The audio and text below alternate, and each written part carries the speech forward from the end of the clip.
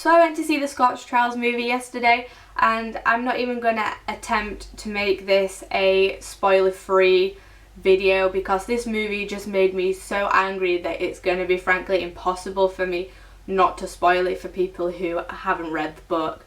The Maze Runner is such a weird series for me because I read a lot of young adult and I read a lot of dystopian, but when it's heavily sci-fi orientated I don't tend to enjoy it that much.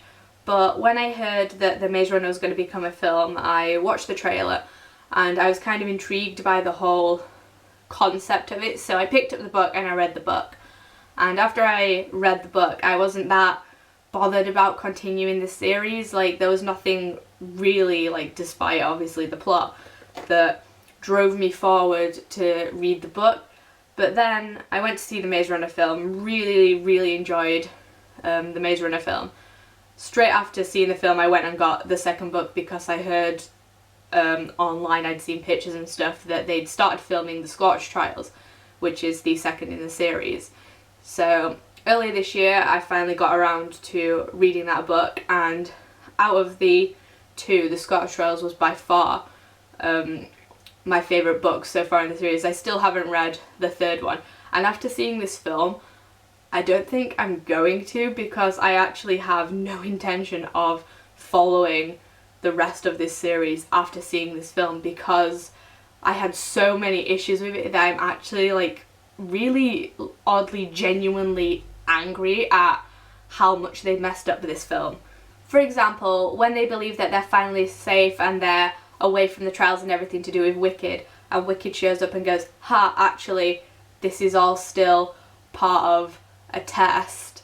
They get told that they're moving on to phase 2, which is the Scorch, hence the name of the book.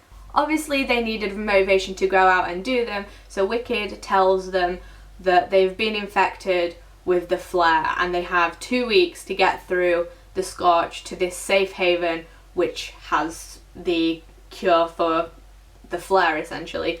Naturally a few of them are like, well, why the hell would I want to go out there and do that? At which point they have guns pointed at them and they get told, if you don't do that, we're going to kill you. So hence the story gets set into motion. There's your whole plot motivation for the rest of the story laid out. However, in the film, that was not there. It all starts with them being brought into this place, what they believe is the safe haven. They get introduced to Jansen, played by Aidan Gillen, who you may know as Peter Baelish from Game of Thrones. He introduces himself to the character, goes, you're safe now, you're away from Wicked. He shows them around where they're going to be staying, and they find out that they weren't the only maze, you know. They all go to lunch, and then Jansen goes, I'm going to read out some names off this clipboard. If your name's called, come to the front and I'm going to take you away, blah blah blah. You have some of the elements with Teresa there, where Teresa has obviously been separated from the group and Thomas is clearly not happy about that. We have the character of Ares introduced, climbing through a vent into Thomas's dormitory where he tells him, you know, you have to come with me, I've got something to show you.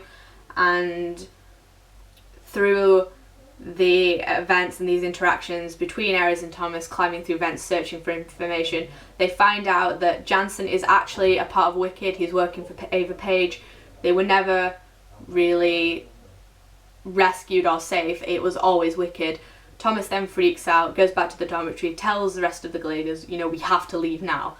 And then this big action-packed epic scene occurs where they're trying to escape and Jansen and his men are following, and they just willingly run out into the Scorch. The Gladers just all go out into the Scorch with like no motivation whatsoever apart from to get away from Wicked. So you have none of that explanation in the book for what is happening. They literally just run out into the Scorch hoping to get away from Wicked. They find an abandoned building to stay in for the night, and it turns out that it's full of cranks. There's another big action-packed scene of them trying to get away from the cranks, and when they finally do, they find out that Winston has actually been bitten and is now infected with the flare, and there's nothing that they can do about that, so Winston begs to be given a gun so that he can obviously kill himself so that he won't become one of them. And there's this really visually beautiful shot where the rest of them are walked off and they're stood on like this giant like sand mountain, and you hear this gunshot go off in the background. If you haven't read the book, Winston is kind of like a non-character in the film. Like literally he doesn't have that many lines. You don't even really notice he's there until he gets bitten. In terms of the film point of view of being connected to characters, that's not there, so he dies and you're like, well, I didn't really know who he was anyway. Comparing that to the book, Winston doesn't die of the flare because in the book's plot they're already infected with the flare anyway. So Winston dies in the book when they're going through one of the storms, and they lose quite a lot of people in that storm, because in the book Group A and Group B are together, whereas in the film it's literally around the characters you would care about the most. So you have Teresa, Thomas, Newt, Mino. Those kind of characters are the ones that are like the driving force and the focus for this movie. I've really tried to understand why they've made so many drastic changes for the film, because I can understand wanting to make a really action-packed film, but a lot of the action scenes are present in the book. There's no lack of that anywhere.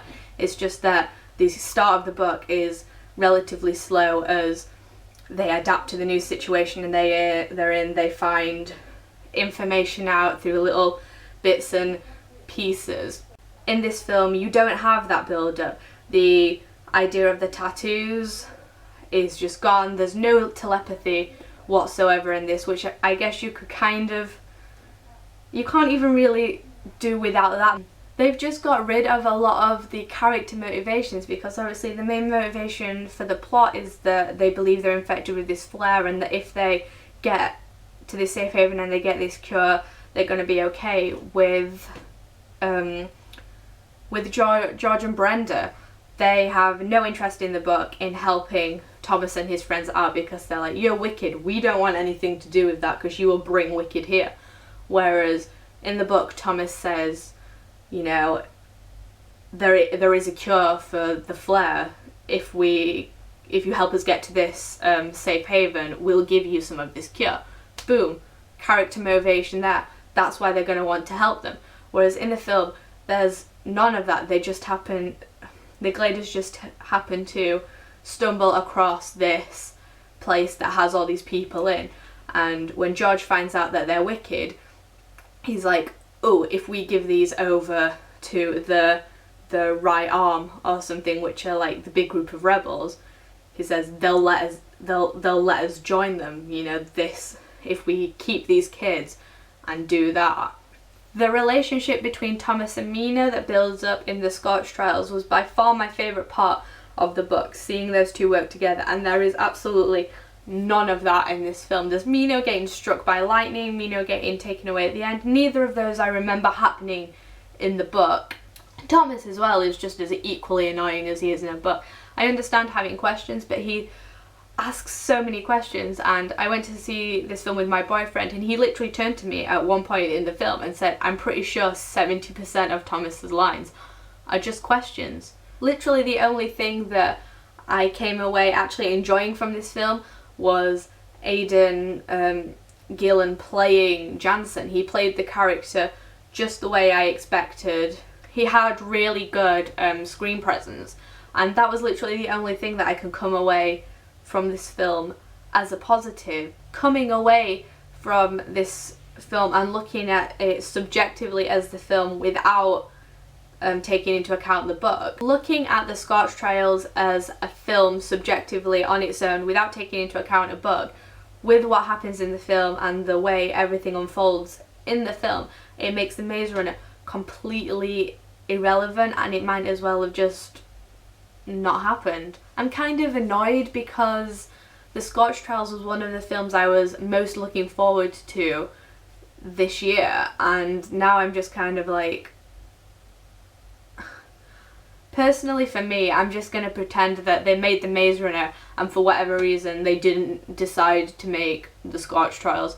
I'm just going to pretend that Maze Runner is the only thing that exists, because the Scorch Trials was just all over the place, and I feel like the people who made the film kind of sat down to work on the script and the story arc for the film picked up the book and kind of went, well, we're not going to need this, are we? So those are my thoughts on the Scorch Trials movie. Let me know in the comments what you thought about it, because I really want to get a discussion going on this.